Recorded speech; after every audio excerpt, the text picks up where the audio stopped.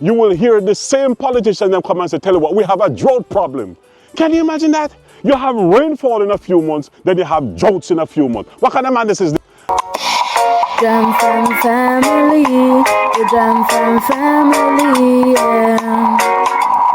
Jam Fam, come hang with me.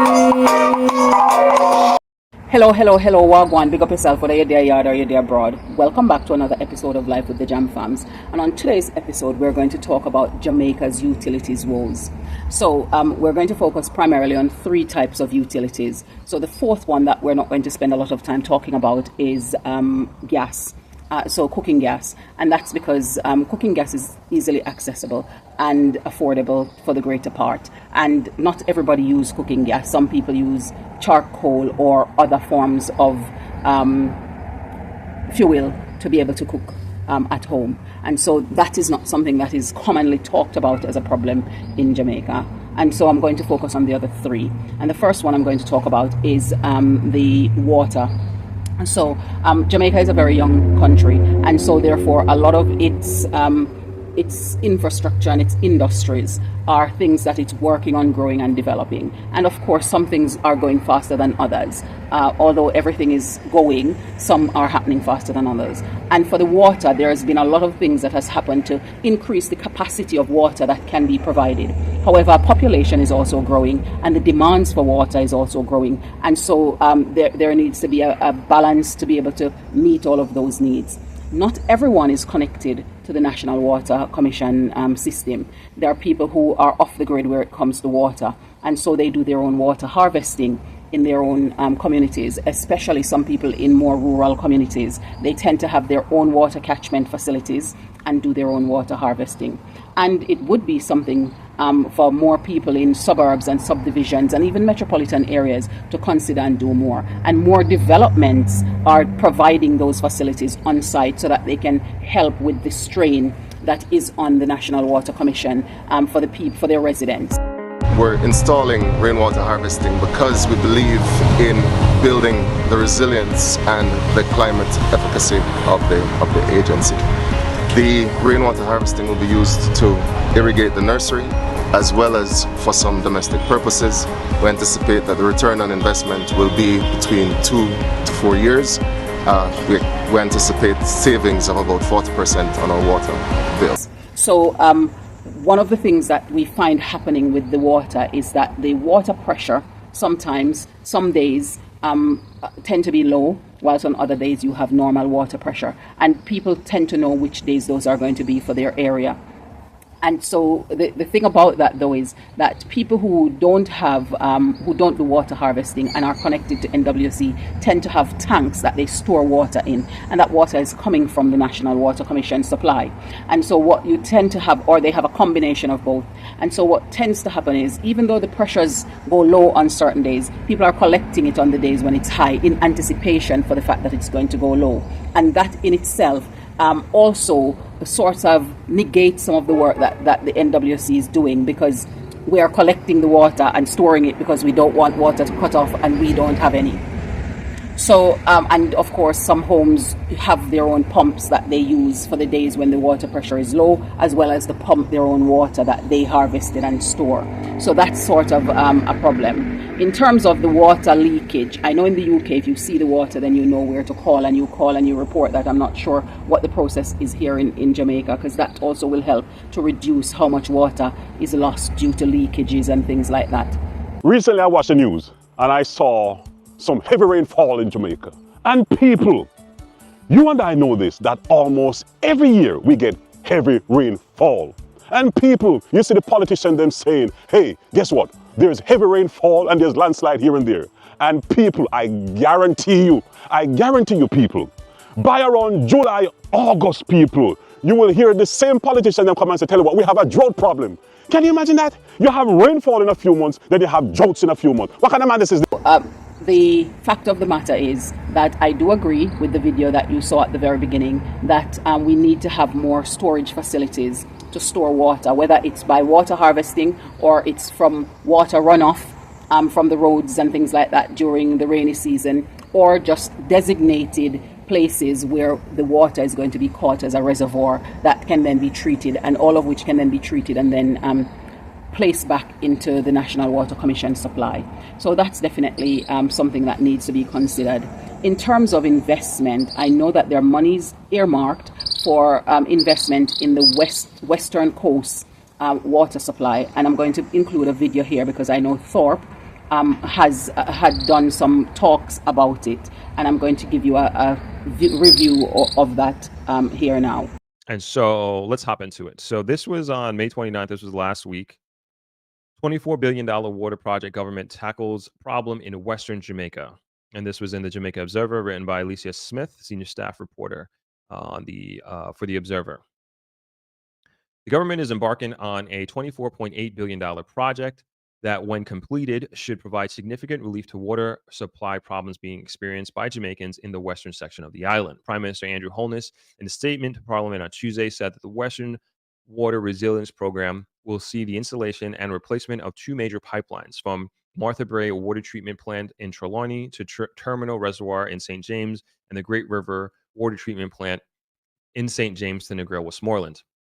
Describing the project as a major investment, the Prime Minister explained that the upgrades to the transmission mains are being pursued under emergency procurement.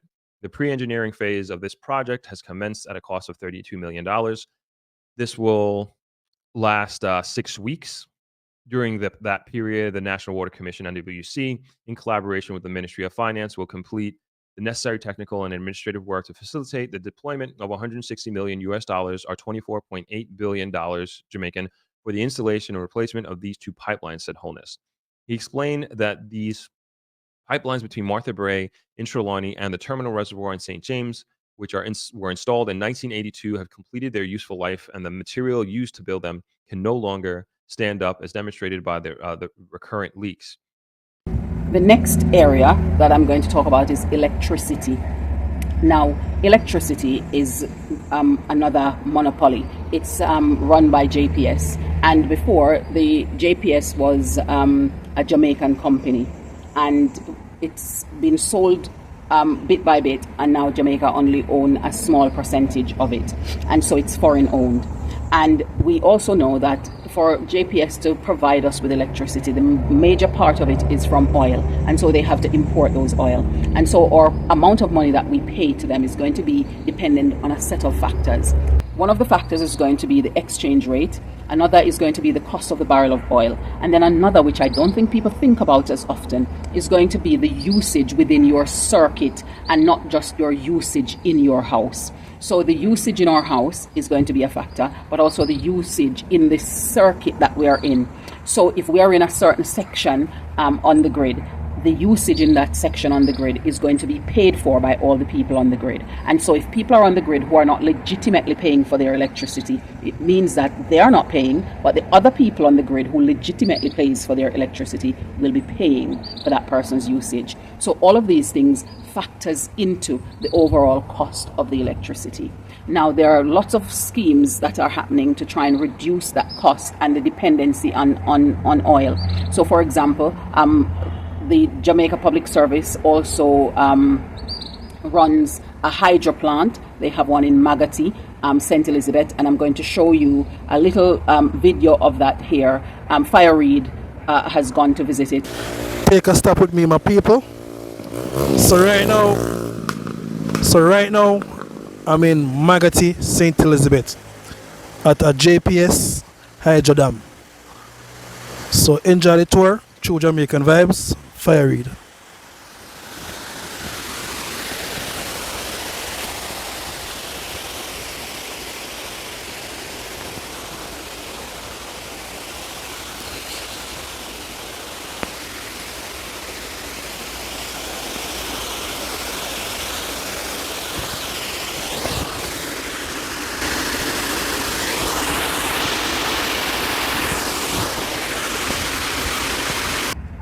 Now, I can assure you that electricity is going to be one of the highest outputs from your household in terms of cost.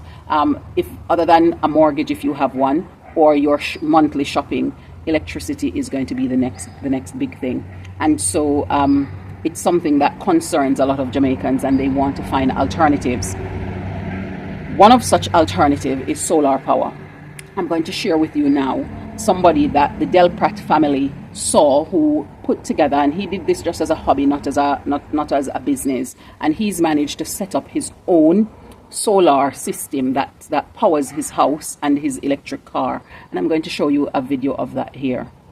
Today we are close to home and we got one of our neighbors here. So our neighbors is, I was just telling you that he's a bullseye, because when you look around, he's the only one doing what he's doing. Alright, so I wanted to feature him today because it's right up our alley. You know what we've been talking about, high fuel prices, like to fill my tank at 10 grand, and if the lady say top up, it's going up to 12. Yes, so we have to be very innovative, and we have to be thinking outside the box how we can save, you know. We are with Ronaldo. He is a DIY expert as it comes on to, how you would call it, renewable energy, you know. Yeah, man, so currently he is completely off the grid, right? Do you have a JPS bill? Yes, approximately about $200 monthly. $200. Yeah, just to keep the line. Yeah. How much is our light bill? 25,000. 20 between 25,000 or more monthly. That's our electricity bill. So $200 per month just to keep the line, you know.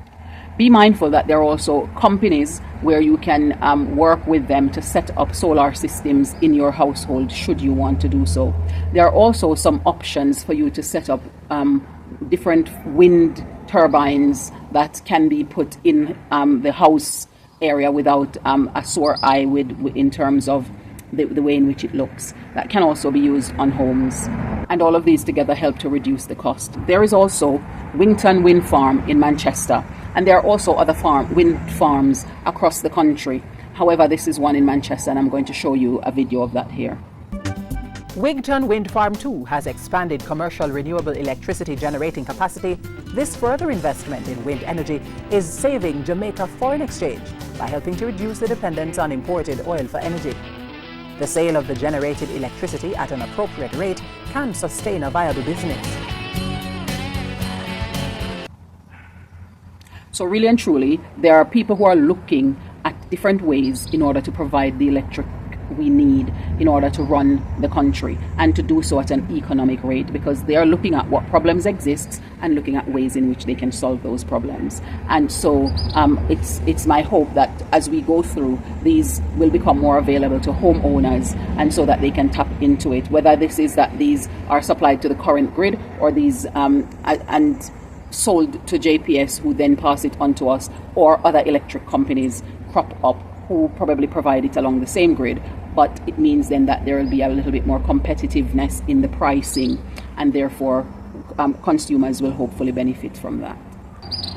The final utilities that I'm going to talk about is the telecommunication. So there are two major telecommunication companies in Jamaica. There is Flow and there is Digicel. Now, when we used to come on holidays, and we used to come for long periods, when we used to come on holidays, we would normally use Digicel.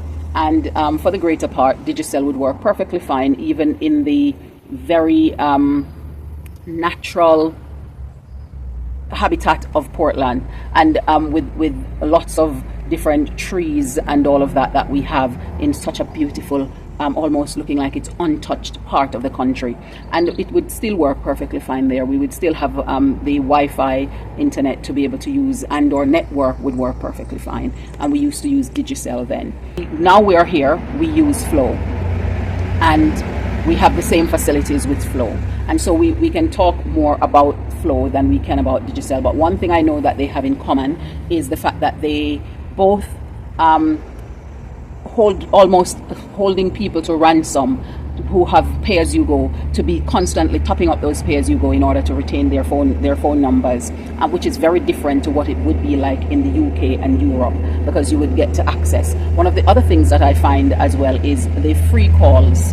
So you have toll-free numbers, and these, you can't use your mobile to call these toll-free numbers because they don't allow you on the network to be able to do so. And I'm speaking specifically about Flow, but I do believe that it's the same across both networks for the toll-free numbers. Now, in terms of the service that you get on a whole, Flow was previously cable and wireless, and as such they have more infrastructure across the country, although a lot of those are under improvement or in need of improvement, and they're working through to get that done. You can have outages and disconnections, and some of them can be for long periods. We've had for a whole week before. And when you do have those, you have to call the company up yourself to tell them about these, and then when they get it fixed, you have to call them up for any refund or rebate that you need to get, which is again quite different. Once you make a call in the UK, everything just gets into the system. So that's probably something that they need to look at in terms of how they run their systems in the background. However, what I can say to you is that those facilities are, the other thing that I have as an issue with them is the fact that they don't have a lot of variety in terms of the packages they provide to be able to secure their customers, and you find these things happening in countries where they are monopolies, because for example, if you have a 10 gigabytes, then it means that if you then say, okay, I'm not using that, and they can see that you're not using that, they can see that you're only using 5. However, if you want to negotiate and have it to 5 and just reduce your payment a bit, they're not prepared to do that, because it's going to be a reduction, where they're not seeing the bigger picture to say that you're retaining this customer and both people are happy, so that this partnership can go on for much longer. And so those are some of the things that I find with the different facilities.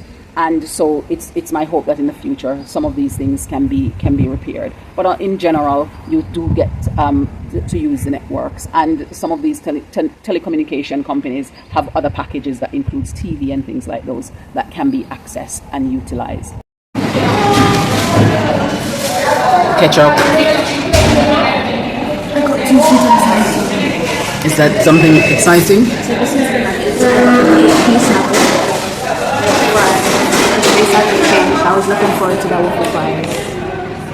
Anyways, I have Wendy's fry, Wendy's and Wendy's fries. Okay. And I have the crispy chicken sandwich and fries, so I got that combo. And mango peach is my drink, so we're going to taste and then see how it tastes. Really? So you want one of the nuggets? I could taste one.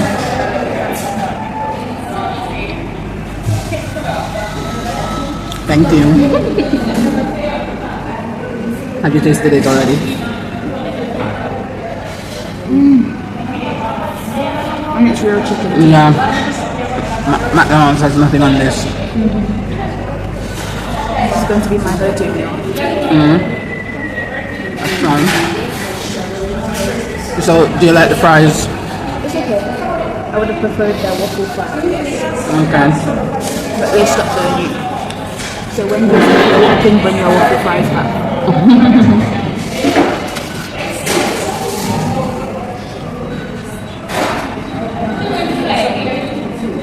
So guys, tell us what's your combo to buy when you go to Wendy's. The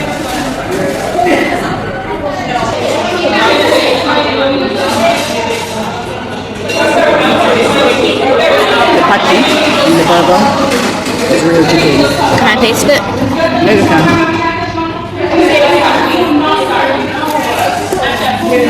The mango peach. I taste more peach than mango, but it's okay. I'd have it again.